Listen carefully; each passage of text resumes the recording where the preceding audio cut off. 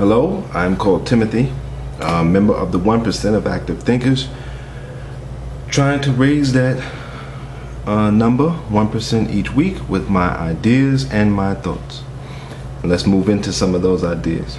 Well, it's back to school time, and I'm in New York City. Some of you may be in school already, but we are getting ready to return to school. And a lot of melanated people are going to be going to schools run by and for people other than themselves. I don't understand why we're still doing this. Here in New York City, they're even throwing some of our students out of schools or closing schools and forcing parents to re-register their children. In a lot of cases, children get lost in the shuffle. So they're even saying, please educate yourself. I'm just going to have one more story because I talk a lot about education because I'm an educator. One day we have a large Jewish community where I live, and I was walking down the street and it was quiet. It was about 4 o'clock, and one of the yeshiva schools, the Jewish schools, the children were coming out. Quiet. Knapsacks on back. Some children had books in their hands with papers in it. So you could see that they had been doing work, and some of them were going to their parents' cars. The parents were making more noise than the children.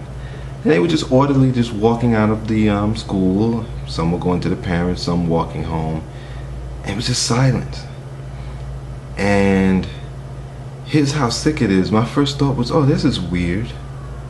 Because I'm used to melanated children coming out of school wild, yelling, screaming. And we have a school just a few blocks from the Jewish school. Police have to line the sidewalks and force them to the bus stop and force them to go home. And that's really weird. The way the Jewish children were behaving was normal, rational. And so that was my second thought, like, wow, why did you think that that's weird? That they're coming out quiet. The savage behavior is the weird behavior, but because it's so prevalent and I see it more, or that's the way my mind processed it.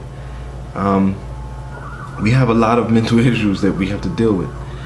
Then I thought was, wow, I wonder if our children were taught by us, would they be like that? Would they be silent and able to come out with their notebooks and not rowdy and screaming?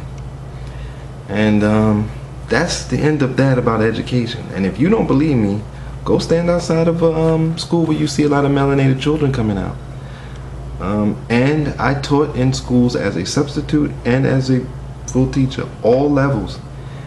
And they behave like that all day long. When you see children on the train and on the bus and in the street, that's just how they behave inside. So I'm gonna leave that alone. The Republican National Convention and the Democratic National Convention is coming up next week. I'm gonna go into this. I've gone into this topic. What we have here is the RNC plantation versus the DNC plantation. Now, we're all on a large plantation, or a large space where there are a series of plantations. And there's 2 types of plantations in this country. The RNC plantation, which the slave master makes all of the profits, all of the money, and the slave or the worker, I'm not even gonna say slave, worker, the worker gets a very small portion actually the worker gets no portion of the profits. The worker gets basic living spaces, basic foodstuffs, basic medical care. That's the RNC plantation.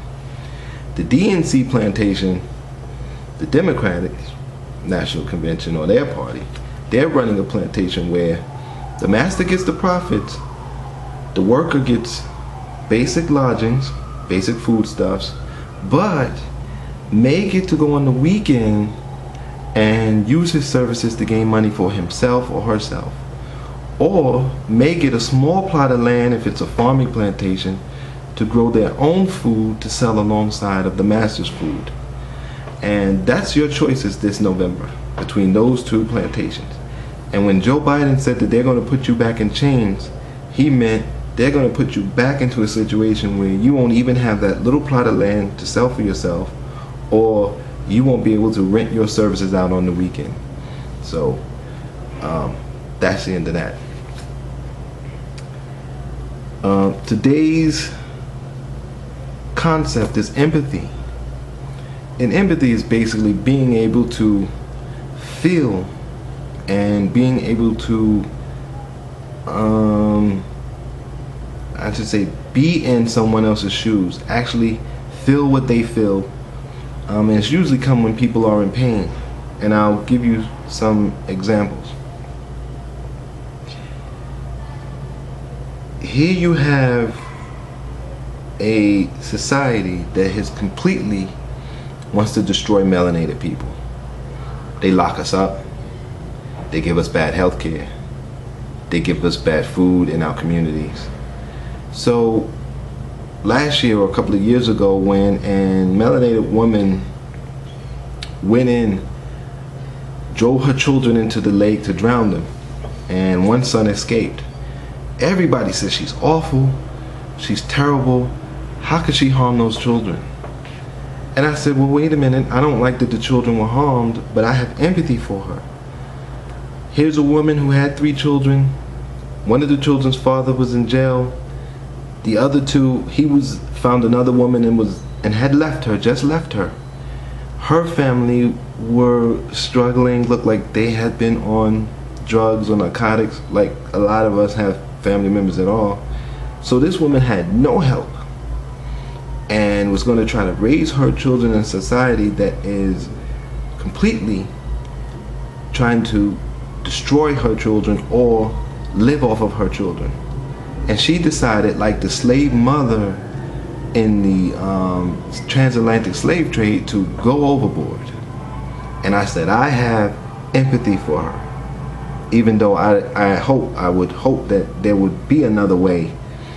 And that's why on my other channel I'm going to give a series of lectures about how to build a community, because if we have a community where these people can go, then they won't resort to these desperate measures.